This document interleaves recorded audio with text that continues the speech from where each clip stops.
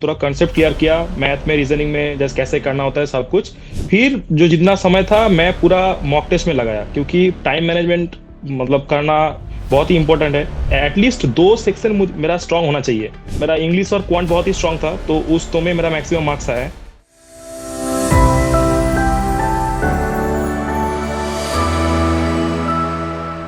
Welcome everyone, welcome to agriculture Adda 24/7। तो आज एक और हमारे साथ जुड़े हैं प्रीतम जी, एक मतलब एग्रीकल्चर फील्ड ऑफिसर, ठीक है, जिन्होंने हाल ही में आईबीपीएस एफओ का एग्जाम क्वालिफाई किया है और इन्हें पीएनबी बैंक जो है वो अलॉट हुई है। ठीक है, तो आज हम इस वीडियो में जानेंगे कि इन्होंने किस तरीके से अपनी प्रिपरेशन स्टार्ट की और साथ ही साथ में प्री मेंस क्वालिफाई कैसे किया, किन किन रिसोर्सेज को फॉलो किया। अगर आप आईबीपीएस एफओ की तैयारी करना चाहते हैं तो ये वीडियो आपके लिए बहुत ही हेल्पफुल होगा। अगर आपके कांटेक्ट में कोई आईबीपीएस एफओ की तैयारी कर रहा है तो ये वीडियो जो है वो उन स्टूडेंट के साथ शेयर करें, जिससे कि उन लोगों को मदद मिल पाए स्ट्रेटजी के लिए। चलिए प्रीतम का पहले हम इंट्रोडक्शन दे जानते हैं। First of all thank you sir. Sir, मेरा नाम प्रीतम लायक है। मैं बांकुड़ा डिस्ट्रिक्ट वेस्ट बंगाल से बिलोंग करता हूँ। और मैं अपना ग्रेजुएशन एग्रीकल्चर में university of agricultural sciences Bengaluru GKV के कैंपस से किया है। और ये मेरा फर्स्ट अटेम्प्ट था, क्योंकि मेरा 24 में जस्ट ग्रेजुएशन खत्म हुआ, तो उसके बाद ये मेरा फर्स्ट अटेम्प्ट था। तो सर, फर्स्ट अटेम्प्ट में मैं एग्जाम क्रैक किया हूँ। ओके, तो देखो स्टार्ट करेंगे हम लोग। ग्रेजुएशन से ही स्टार्ट करते हैं। ग्रेजुएशन में हम लोग काफ़ी सारे सब्जेक्ट को पढ़ते हैं, जैसा कि सभी लोगों को पता है, और बहुत सारे स्टूडेंट इस चीज़ को इग्नोर कर देते हैं। जो ग्रेजुएशन में सब्जेक्ट होते हैं, ठीक है, जैसे एग्रोनॉमी हो गया, सॉइल साइंस हो गया, मतलब बहुत सारे सब्जेक्ट होते हैं। इनको हम लोग इग्नोर करते हैं और सिर्फ जो है वो इस तरीके से पढ़ते हैं कि सेमेस्टर पास हो जाए बस। है ना? सेमेस्टर जो है, सेमेस्टर में अच्छे नंबर आ जाएं, उसी के लिए पढ़ लेते हैं। क्या करते हैं कि एक रात पहले पढ़ लिया। तो कितना इंपॉर्टेंट है कि अगर हम आगे कम्पिटिटिव एग्जाम को देने जा रहे हैं या देना चाहते हैं, सिंपल सी बात है, तो कितना जरूरी है ग्रेजुएशन में पढ़ना। सर एक्चुअली जो हमारा जो ऐसे एफओ का जो, मैं अगर देखूँ मेंस का जो सिलेबस है, तो लगभग जो हम जो पढ़ते हैं पूरा 4 साल में वहाँ से ही आता है। तो अगर ग्रेजुएशन में सेमेस्टर एग्जाम का जो ठीक है, वो अगर एक दिन के पहले पढ़ रहे हैं वो सब ठीक है। बट अगर थोड़ा अगर वहाँ पे अपना बेसिक अपना बेस अगर थोड़ा अच्छे से डेवलप किया जाए, तो ग्रेजुएशन के बाद जितना 4 महीना 5 महीना जितना टाइम मिलेगा, तो वहाँ पे अगर अच्छे से फिर रिवीजन और अगर कुछ कुछ चैप्टर अगर आएगा तो उसको थोड़ा अच्छे से करके, तो ये एग्जाम आराम से हम निकल सकते हैं। तो इसलिए ग्रेजुएशन में मैं ज्यादा नहीं बोलूंगा जो रोज पढ़ो, ये नहीं वो नहीं है। बस जितना हो सके थोड़ा बस अपना बेसिक अपना बेस क्लियर रखो बस। बाद में जब पढ़ोगे ऐसा नहीं फील होना चाहिए जो ये मैं फास्ट पर पढ़ रहा हूँ। ये रहना चाहिए, अच्छा ये तो मैं पहले पढ़ चुका हूँ, मुझे पास अभी थोड़ा रिवीजन और थोड़ा अच्छे से देखना है। बस बस इतना ही मैं बोलना चाहता हूँ। हाँ, बिल्कुल सही बात है। और जब जैसे आप ग्रेजुएशन के बाद अगर आप किसी एग्जाम की तैयारी स्टार्ट करते हो, तो ऐसा नहीं लगना चाहिए कि आपने कुछ नहीं पढ़ा है। आपने अपनी ग्रेजुएशन में मतलब एकदम जीरो है, फिर वहीं से स्टार्ट कर रहे हो कि सॉइल का फॉर्मेशन कैसे हुआ है, तो थोड़ी सी हाँ प्रॉब्लम हो जाती है। थोड़ा सा एक्स्ट्रा एफर्ट्स मारने पड़ते हैं और थोड़ा प्रेशर भी बढ़ जाता है कि आप कम समय में तैयारी कैसे करें। ठीक है, आपने प्री के लिए क्या स्ट्रेटजी फॉलो की? अक्सर क्या होता है कि जो एग्रीकल्चर के स्टूडेंट हैं उनका इंग्लिश में रुक जाता है, इंग्लिश में नहीं रुकेगा तो क्वांट में रुक जाता है, मतलब प्री क्वालिफाई नहीं कर पाते, वो पहले अटेम्प्ट में प्री क्वालिफाई नहीं कर पाते। तो क्या मतलब क्या ध्यान रखें, वो किस चीज़ का ध्यान रखें? सर, मेरा जो था, जैसे मैं पहले सोचा था मैं एमबीए के लिए जाऊंगा। तो मैं लगभग थर्ड ईयर का फर्स्ट सेम से एमबीए के लिए थोड़ा प्रिपरेशन कर रहा था। तो वहाँ पे भी लगभग हमको ये इंग्लिश रीजनिंग क्वांट्स ये सब भी प्रैक्टिस करना पड़ता है। तो वहाँ से मेरा एक बेस एक फाउंडेशन अच्छा हो गया था। फिर ठीक है, एमबीए हो गया। फिर उसके बाद जब मुझे ये अगस्त के बाद मुझे जितना टाइम मिला कॉलेज खत्म होने के बाद, जब मैं घर आया, तो वहाँ पे मेनली मैंने 1 महीना पहले किया। पहले अपना प्रीलिम के लिए जितना मुझे कॉन्सेप्ट चाहिए, जैसे इंग्लिश का थोड़ा कॉन्सेप्ट डेवलप होना चाहिए, नहीं तो जैसे सेंटेंस एरर जो सब जो क्वेश्चन में नहीं तो रह जाओगे। तो थोड़ा मैंने 1 महीना मैंने पूरा कॉन्सेप्ट क्लियर किया, मैथ में रीजनिंग में जैसे कैसे करना होता है सब कुछ। फिर जो जितना समय था मैं पूरा मॉक टेस्ट में लगाया, क्योंकि टाइम मैनेजमेंट करना बहुत ही इंपॉर्टेंट है। और उस टाइम में मेरा कितना क्वेश्चन बन रहा है, तो मैं लगभग 25 से 30 फुल ऑफ मॉक टेस्ट दिया था प्रीलिम्स के पहले। तो मेरा लगभग वही था, 1 महीने के बाद सिर्फ मॉक टेस्ट दो प्रीलिम्स के लिए। अपना स्ट्रेटेजी फिर उसके हिसाब से बनाओ। कौन एटलीस्ट दो सेक्शन मेरा स्ट्रांग होना चाहिए। वो कोई भी हो सकता है, इंग्लिश रीजनिंग और क्वांट में फिर आराम से निकल जाएगा। तो मेरा यही था सर। जैसे मेरा मेरा इंग्लिश और क्वांट बहुत ही स्ट्रांग था, तो उस तो में मेरा मैक्सिमम मार्क्स आया है। रीजनिंग थोड़ा ये था, बट ठीक है निकल गया।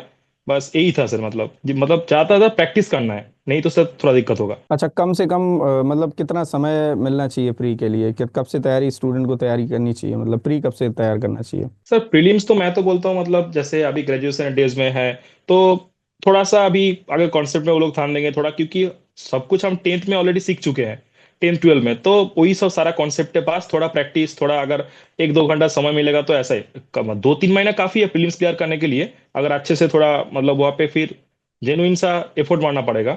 यही एक चीज है, मतलब ऐसा नहीं है मतलब 1 साल 2 साल लगेगा प्रीलिम्स के लिए, बस जितना भी टाइम 2 महीना 3 महीना या 1 साल अच्छे से थोड़ा बेसिक को क्लियर करे, फिर मॉक टेस्ट दे और थोड़ा अच्छे से प्रैक्टिस करे बस। अच्छा, ये बात होगी प्री की। अब ये बताइए, मेंस की तैयारी आपने कैसे की, किन किन रिसोर्सेज को फॉलो किया, और स्टूडेंट किन किन बातों का ध्यान रखें जिससे कि ज़्यादा से ज़्यादा उनके नंबर आ पाएँ? जैसे इस बार की जो कट ऑफ है वो तो आप जानते ही हो, 17 12 लगभग इतनी थी। तो क्या मतलब मेंस में क्या किस सब्जेक्ट पे ज़्यादा फोकस रखें, या कौन से रिसोर्सेज फॉलो करें जिससे कि ज़्यादा से ज़्यादा नंबर आए? सर पहले तो मैं एक बात बोलना चाहता हूँ, जो कट ऑफ का जो चीज है ये मैं भी जब सीनियर से पूछा था, एक एक है लोगों का एक पर्सपेक्टिव रह जाता है जो, अच्छा मेरा 17 कट ऑफ आया है, अगर मेरा 30 मार्क्स आ जाएगा तो मेरा आराम से A4 क्लियर हो जाएगा। मैं पहले वो चीज बोल रहा हूँ, ऐसा कट ऑफ का मतलब चिंता बिल्कुल मत करे पहले। तो पहले मुझे जितना हो सके मेंस के लिए ज्यादा मार्क्स लेके आना है।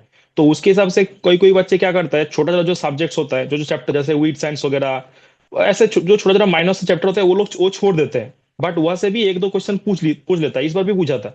तो मेरा पहले वही है, मतलब जो मेन मेन हमारा जो है एग्रोनॉमी सॉइल्स हॉर्टिकल्चर ये सब, वो सब तो है, उसको तो सब लोग पढ़ते हैं। बट एलाइड जो साइंस का जो एक अलग सा है ना, फिजियोलॉजी वगैरह, फिर बायोकेमिस्ट्री माइक्रोबायोलॉजी, जो एक एपीकल्चर सेरिकल्चर जो पूरा आता है, उसको पहले सबसे अच्छे से करना है। मतलब सारा करना है बट वो सब भी ध्यान देना है, मतलब कोई भी मुझे नहीं छोड़ना है, मतलब जितना हो सके मेंस में ज्यादा मार्क्स लेके आना है, क्योंकि इंटरव्यू में किसी का गारंटेड नहीं है कैसा होगा कैसा नहीं होगा उसके हिसाब से। तो मतलब मेरा सर सही था मेरा, क्योंकि मेंस के लिए मैं मतलब निम्रा सुंदा का जो बुक था और अरुण कात्यान का जो बुक था, मैं वो दो फॉलो किया था। और आप लोगों का जो मतलब जो सेशन होता था, मतलब डेली जो एक ये था, मैं डेली देख नहीं पाता था, मेरा बस ऐसे मतलब ये था, मतलब एक दिन मेरा पूरा एग्रोनॉमी जाएगा, तो एग्रोनॉमी में मान लिए आपने उस वीक में 7 वीडियो मतलब ये किया है, तो मैंने एक दिन में वो सारा 7 वीडियो देखता था, ऐसे ऐसे मेरा मतलब स्ट्रेटेजी था। तो इसके हिसाब से मैं मेरा मेंस का भी करते गया और उसके हिसाब से मतलब मॉक टेस्ट भी देता था, हफ्ते में 2 मॉक टेस्ट ऐसे ऐसे करके फिर मेंस का भी प्रिपरेशन किया। अच्छा, तो मतलब ये है। और हाँ, जिस इन्होंने एक मतलब बहुत अच्छी बात कही है कि अक्सर स्टूडेंट क्या करते हैं कि मेजर मेजर सब्जेक्ट को फॉलो करते रहते हैं, मतलब उन्हीं को पढ़ते रहते हैं, माइनर सब्जेक्ट को इग्नोर करते हैं, माइनर टॉपिक्स को इग्नोर करते हैं। जो कि बहुत बड़ा रीज़न बनता है कम नंबर आने का। क्यों? क्योंकि भाई हर सब्जेक्ट से 1 2 क्वेश्चन ही आते हैं, ज़्यादा से ज़्यादा किसी सब्जेक्ट से 10 क्वेश्चन आ जाएंगे, 12 क्वेश्चन आ जाएंगे। तो जो एक दो करके, एग्रीकल्चर में बहुत सारे सब्जेक्ट हैं, अब एक दो करके अगर हर सब्जेक्ट से क्वेश्चंस आएंगे तो वो काफ़ी नंबर ऑफ क्वेश्चंस काफ़ी ज़्यादा हो जाएंगे। तो कहने का अर्थ ये है कि माइनर सब्जेक्ट भी आपको तैयार करने हैं, और वो मुझे लगता है कि पहले आपको करने चाहिए। क्योंकि हाँ अगर बिल्कुल आप सर। एग्नोमी तैयार कर रहे हो और क्रॉप प्रोडक्शन पहले पढ़ रहे हो तो ये बहुत बड़ी गलती है। क्योंकि क्रॉप प्रोडक्शन से जो सवाल आते हैं वो आराम से हो जाते हैं, मुझे लगता है। ज़्यादा से ज़्यादा कितना वही टफ क्वेश्चन आएगा, वो आराम से हो जाता है। तो जिस वही सब्जेक्ट से सर। ये आपको देखना पड़ेगा कि मेंस में जो एग्रीकल्चर के सब्जेक्ट हैं उनमें से कौन कौन से ऐसे सब्जेक्ट हैं जिनसे बहुत नंबर ऑफ क्वेश्चंस ज्यादा आ रहे हैं बट क्वेश्चन सरल आ रहे हैं। ये भी आपको देखना पड़ेगा। जैसे हम एनिमल हस्बेंड्री का नाम लें, एनिमल हस्बेंड्री से नो डाउट कि 10 से 15 क्वेश्चंस आपको देखने को मिल जाएंगे, लेकिन मुझे लगता है कि वो सारे एग्रीकल्चर के स्टूडेंट कर लेते हैं, सारे कर लेते हैं, है ना? वही वही नॉर्मल क्वेश्चन टर्मिनोलॉजी से पूछे जाते हैं, तो पूरा फोकस उधर मत करें। ठीक है, चलिए ओके। और इंटरव्यू के लिए तो कुछ खास पढ़ा था आपने? सर मतलब इंटरव्यू के लिए मैं सीरियस था, क्योंकि अगर इंटरव्यू स्टेज मेरा है तो वो भी बहुत मैटर करता है। तो मतलब मेंस खत्म होने के बाद मैं 1 हफ्ते के अंदर इंटरव्यू के लिए प्रिपरेशन चालू किया था। तो खुद से ही मतलब मैं एमबीए के लिए मतलब इंटरव्यू दिया हूँ पहले भी, तो मेरा एक एक्सपीरियंस था, मतलब इंटरव्यू कैसे होता है, कैसे मुझे बोलना है, तो उसके हिसाब से मैं खुद मतलब थोड़ा जैसे होता है मतलब नॉर्मल जो बेसिक सवाल, बैंकिंग के टर्मिनोलॉजीज वगैरह सब कुछ प्रिपेयर किया था, उसके हिसाब से फिर इंटरव्यू भी काफी अच्छा गया, मार्क्स भी इंटरव्यू में अच्छा ही मिला।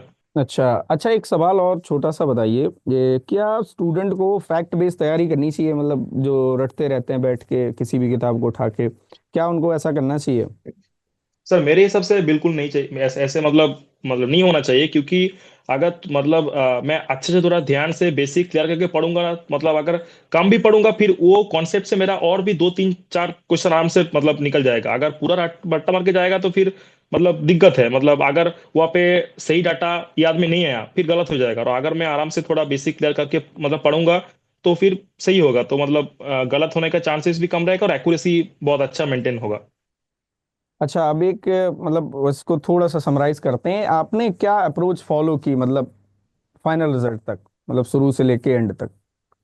तो शुरू से लेके एंड तक मेरा यही था, मतलब मेरा ध्यान था एक्यूरेसी के ऊपर। नंबर ऑफ अटेम्प्ट्स में, नंबर ऑफ क्वेश्चन कितना किया, ये सब में नहीं था। मतलब मैं जैसे मेरा मेंस में 42 मैंने अटेम्प्ट किया था, लगभग सारा ही करेक्ट होता सिर्फ चार छोड़ के। तो बस उतना ही था। मतलब मैं एक्यूरेसी मेंटेन करूंगा अपना जितना करूंगा, और मतलब होए ना होए बट मैं अच्छे से पढ़ूंगा। अगर मैं एग्रोनॉमी पढ़ लिया तो अच्छे से पढ़ूंगा। मुझे मतलब 2 हफ्ते तक रिवीजन ना मतलब अगर मैं नहीं करूंगा फिर भी मतलब कुछ प्रॉब्लम ना हो, ऐसे मतलब मेरा एक पेपर स्ट्रेटेजी था। मतलब अच्छे से करूंगा जो भी करूंगा, नहीं तो नहीं करूंगा। ऐसा फिर उसके हिसाब से मैं प्रीलिम्स मेंस इंटरव्यू तक मतलब सेम स्ट्रेटेजी फॉलो किया सर। अच्छा, बीच में कभी ऐसा लगा है कि आपके मान लो मॉक इंटरव्यू में नंबर कम आए हैं, तो आया हो मन में कि यार क्या ही हो रहा है ये, मतलब कैसे पढ़ेंगे नंबर ज्यादा हैं, ऐसा कुछ आया। वो सर तो सर वो तो कॉमन था है। मतलब कभी कभी मेंस का भी जो मॉक देते थे उसमें भी 26 25 20 से ऐसे मार्क्स आते थे। तो फिर मतलब रियलाइज किया कहाँ पे गलत कर रहा हूँ, क्या हो रहा है। क्योंकि पहले मेरा वही था, मैं सोचता था नंबर ऑफ क्वेश्चन ज्यादा करूंगा, अगर गलत भी हो जाएगा तो माइनस मार्किंग कम होके नंबर ठीक ठाक आ जाएगा। फिर मैंने अपना प्रिपरेशन थोड़ा रेक्टिफाई किया, नहीं ऐसा नहीं चलेगा। मतलब थोड़ा जितना भी करूंगा अच्छे से करूंगा, जितना अगर सवाल कम भी बनेगा फिर ठीक है, बट सही होना चाहिए। बट ऐसे ही सर खुद को सेल्फ मोटिवेट किया, और कभी कभी मतलब गाना वगैरह सुनता था थोड़ा मोटिवेशन लाने के लिए। और मम्मी पापा साथ में थे पूरा टाइम, उन लोग भी बहुत सपोर्ट किया, तो फिर सर सही निकल गया सब कुछ। तो क्या मॉक इंटरव्यू के नंबर जो है वो फाइनल रिजल्ट अफेक्ट करते हैं, मतलब हमारे मान लो मॉक में नंबर कम आ रहे हैं हमेशा से, क्या मतलब ये मान के चल रहे हैं हम कि फाइनल में भी हमारे कम नंबर आएंगे। ऐसा ऐसा नहीं है सर। मतलब लगभग 99% बच्चों का ऐसे ही होता है, जितना मॉक में आता है उससे कई ज्यादा मार्क्स मतलब फाइनल में आता है। तो ये सोचने की जरूरत नहीं। और मतलब मैं जितना देखा हूँ, जब हम मॉक अटेम्प्ट करते हैं मॉक का क्वेश्चन थोड़ा एक्चुअली टफ रहता है, जो शायद मेन मतलब मेन एग्जाम में उतना टफ नहीं आता है, क्योंकि वो लोग चाहते हैं अच्छे से हम प्रिपेयर हो जाए, सारा डिटेल सारा सब कुछ अच्छे करके। तो मतलब मुझे लगता है डिमोटिवेट होने की कोई जरूरत नहीं है, आराम से जैसे हो सके बस पढ़ते जाओ, और मेंस में सब कुछ अच्छा हो जाएगा। ठीक है, ये यही होना चाहिए बेसिकली। मतलब बहुत सारे स्टूडेंट ऐसे होते हैं ना कि मॉक टेस्ट पे ही डिपेंड हो जाते हैं वो, कि अगर इसमें अच्छा नहीं हो रहा तो हम क्या मतलब मेन एग्जाम में अच्छा नहीं कर पाएंगे, और इसी चीज को लेकर परेशान होते रहते हैं, और उसके लिए ना वो उन क्वेश्चंस को खोजने के लिए वो मल्टीपल सोर्सेस फॉलो करने लगते हैं, ऐसा भी होता है। तो क्या मल्टीपल सोर्सेस ज़्यादा ठीक है, जैसे हमने कोई एक मॉक टेस्ट लगाया किसी भी मतलब कहीं का भी, मान लेते हैं कहीं का भी, उसमें मान लो हमने 60 क्वेश्चंस देखे मेंस के, और पता चला कि 30 क्वेश्चन एकदम नए थे, और ऐसे नए थे कि जो हमारे पास नोट्स अवेलेबल हैं, जो बुक्स अवेलेबल हैं, उनमें थे ही नहीं वो। तो क्या मुझे मतलब नई किताब लानी चाहिए, क्या मल्टीपल सोर्सेस हमें यूज करने चाहिए अब। तो मुझे ना लगता है ये मतलब नेसेसरी है, क्योंकि मेरा जो रिसोर्स है पहले वही मुझे एश्योर करना है। जो जितना रिसोर्स मेरा है, अगर मैं 100% इसको कवर करूँ तो ये मेरे लिए काफी है। ये अगर हम लोग मतलब अगर सोच लिया दिमाग में, और उसके हिसाब से कोई भी अगर कोचिंग इंस्टीट्यूट हम फॉलो कर रहे हैं, तो उन लोगों का जो रिसोर्सेस होंगे, जितना क्लासेस होंगे, मॉक टेस्ट होंगे, अगर वो लोग अच्छे से मतलब वो लोग फॉलो करेंगे तो मतलब मुझे लगता है बहुत ही सही है। और मुझे नहीं चाहिए उसके उससे ज्यादा, बस खुद को कॉन्फिडेंट रहना है और अच्छे से अपना मतलब कॉन्सेंट्रेट होके पढ़ाई करना है, बस दैट्स इट। यही होना चाहिए। अच्छा, आप कितने घंटे पढ़ाई करते थे प्री के लिए और मेंस के लिए, मतलब टोटली। सर मतलब ऐसा था, मतलब ऐसा कोई ये नहीं था। मतलब लगभग ऑन एन एवरेज 6 से 8 घंटा ही मतलब पूरा दिन का मैं करता था, क्योंकि घर में रहता हूँ तो उससे थोड़ा कभी कभी घर का काम भी करना पड़ता था। बट रात का एक टाइम था जो मेरा बहुत प्रीसियस था, वहाँ पे मैं रात में 3 4 घंटा आराम से मतलब निकल मतलब खाने के बाद जो 4 घंटा समय होता है, वो एक प्राइम टाइम था मेरा प्रिपरेशन में। अच्छा, तो एफओ की तैयारी कितने मंथ में हो जाती है, मतलब कि कभी अभी देखो हमारे पास ना बहुत सारी ऐसी क्वेरीज आ रही हैं कि सर अगर हम एफओ का एग्जाम अभी से मतलब अगर अगर अभी से प्रिपरेशन स्टार्ट करें तो क्या मतलब अभी मैं क्वालिफाई कर सकता हूँ, क्या हाँ पॉसिबल सर। है। सर ऐसा कोई मतलब टाइम बाउंड नहीं है, वो खुद के ऊपर है। ये एग्जाम हम 4 महीने में भी क्रैक कर सकते हैं, 4 साल में भी कर सकते हैं। मतलब टोटली खुद के ऊपर है। मतलब हम कितना डेडिकेटली अपना टाइम दे रहे हैं, मतलब पूरा सिलेबस कवर कर रहा है या नहीं कर रहा है, सब कुछ मतलब ऐसे प्रीलिम से इंटरव्यू तक हर एक स्टेज में सीरियस रहना पड़ेगा। मतलब अगर मैं 4 महीने दे रहा हूँ तो 4 महीने मैं टोटली दूंगा। दूसरे बारे में कुछ सोचूंगा नहीं, मेरा होगा नहीं होगा बात का बात है, पहले देखूंगा मैं अपना पूरा जितना मैं प्रिपरेशन किया है पूरा आप लोगों को झोंक दूंगा पूरा। ऐसे एक मतलब मन में एक कॉन्फिडेंस लेके उतरना है, बस बस मुझे लगता है सर ऑन एन एवरेज 5-6 महीना सही टाइम है, अगर अच्छे से प्रिपेयर करेंगे तो शायद हो जाएगा। अच्छा, एक सवाल और है। बेसिकली ये जो मैं आपसे सवाल कर रहा हूँ, ये मतलब आप लोगों के ही सवाल हैं, और मेरी तरफ से मेरा तो सिर्फ इतना था सवाल कि आपने तैयारी कैसे की और कैसे यहाँ तक पहुँचे, ठीक है। बाकी जो सवाल पूछ रहा हूँ मैं आपकी तरफ से है, जितने भी स्टूडेंट ये देख रहे हैं, एक सवाल और रहता है स्टूडेंट का जनरली। जैसे किसी ने मतलब अभी से मान लो जीरो है, कोई स्टूडेंट अभी तैयारी स्टार्ट कर रहा है प्री की, और वो मेंस को साथ में बैलेंस करना चाहता है। अब भाई प्री तो उसे आता नहीं है, मान लो प्री तो एग्रीकल्चर वालों का वैसे भी बहुत कमज़ोर होता है। बहुत कम ऐसे स्टूडेंट आप जैसे बहुत कम होते हैं जिन लोगों ने पहले तो बहुत कुछ मतलब ये पढ़ रखा होता है। लेकिन कैसे वो मेंस को साथ लेके चले। अक्सर क्या होता है कि बीच बीच में कंसिस्टेंसी मेंटेन नहीं हो पाती है, डीमोटिवेशन आ जाता है, या हमने नंबर ऑफ एप्लीकेंट सुन लिए कहीं पे, या मैंने ये सुन लिया कि हमारे साथ जो स्टूडेंट फाइट करने वाले हैं वो दो दो तीन तीन साल तक तैयारी करने वाले वो हैं, उनके साथ मुझे बैठना है। तो ये दिमाग में आ जाता है, जिसकी वजह से ये चीज़ें टूट जाती हैं। तो क्या मतलब क्या होना चाहिए इसके लिए? सर पहले तो सर मतलब अपना मतलब उतना नहीं है, मैं नहीं बोलूंगा 24 घंटा पढ़ो, उतना मतलब इम्पोर्टेंट नहीं है। बस एक जो मेरा सेशन वाइज मुझे स्टडी करना है, जैसे मैं अगर सोच ले जैसे जैसे मेरा था, मतलब मैं सुबह उठने का टाइम से रात मतलब इवनिंग इवनिंग टाइप था टाइम टाइम तक मैं प्रीलिम्स के लिए जितना मतलब करना है प्रैक्टिस वगैरह सब कुछ करता था। फिर इवनिंग टाइम से बाकी रात तक जितना टाइम 4 घंटा 5 घंटा जितना टाइम मिलेगा वो मैं मेंस के लिए करता था। बट ऐसे ही ये मेरा था सर। अगर किसी का अगर सुबह सुबह उस टाइम अच्छा लगता है पढ़ने के लिए तो उस टाइम में वो एग्रीकल्चर पढ़ सकते हैं, फिर रात को थोड़ा प्रीलिम्स के लिए पढ़ सकते हैं। बट मतलब थोड़ा मतलब सभी पढ़ना है एक दिन में पूरा नहीं तो मतलब जैसे प्रीलिम्स का मैथ रीजनिंग और इंग्लिश तीनों सब्जेक्ट है, एक दिन में चाहे मतलब मैक्स टू मैक्स 2 पढ़े, बस 3 पढ़ना इंपॉर्टेंट नहीं है, बस 2 पढ़े ऐसे ऐसे करके करके अपना कॉन्सेप्ट भी डेवलप करे। और मुझे लगता है प्रैक्टिस बहुत ही इंपॉर्टेंट है प्रीलिम्स के लिए, क्योंकि अभी जैसे हो रहा है इस बार इतना ज्यादा प्रीलिम्स का कट ऑफ क्या है कोई गारंटी नहीं है, नेक्स्ट ईयर इससे भी ज्यादा जा सकता है। तो प्रीलिम्स ज्यादा से ज्यादा मार्क्स मतलब लेके मतलब क्वालिफाई करना है, मेरा बस यही एक सजेशन है। चलिए, हाँ, काफ़ी अच्छा बताया आपने। और हाँ, मैं आपको थोड़ा सा बधाई देना भूल गया हूँ, कॉन्ग्रेचुलेशंस, है ना। बहुत बहुत बधाई, आपने जो मेहनत की है, ठीक है, उसका रिजल्ट आपको मिला है, सिंपल सी बात है। और हार्ड वर्क का कोई सब्स्टिट्यूट नहीं है, सिंपल सी बात है। आप कितने भी ज़्यादा टैलेंटेड हों और आप अपने ऊपर काम नहीं करते हैं, अपने लिए काम नहीं करते हैं, तो वो टैलेंट जो है वो एक समय के बाद वेस्ट हो जाएगा और टैलेंट खराब हो जाएगा। और जो स्टूडेंट थोड़े से कम टैलेंटेड हैं, जिनको लगता है कि हम मेंटली थोड़ा सा ऐसा है कि मैं पढ़ता हूँ तो भूल जाता हूँ, ठीक है, ये सबके साथ है, सब भूल जाते हैं। अगर आप सब कुछ याद रखोगे तो फिर नई चीज़ ऐड कैसे होगी उसमें। तो मैं यही कहूँगा कि आप लोग मेहनत करो, हार्ड वर्क करो, और जो आपने गोल सेट किया है उसको अचीव करो, सिंपल सी बात है। और हार्ड वर्क से ही ये अचीव हो सकता है। चलिए, बहुत अच्छा लगा आपसे बात करके, और डेफिनेटली ये स्टूडेंट को हेल्प करेगा।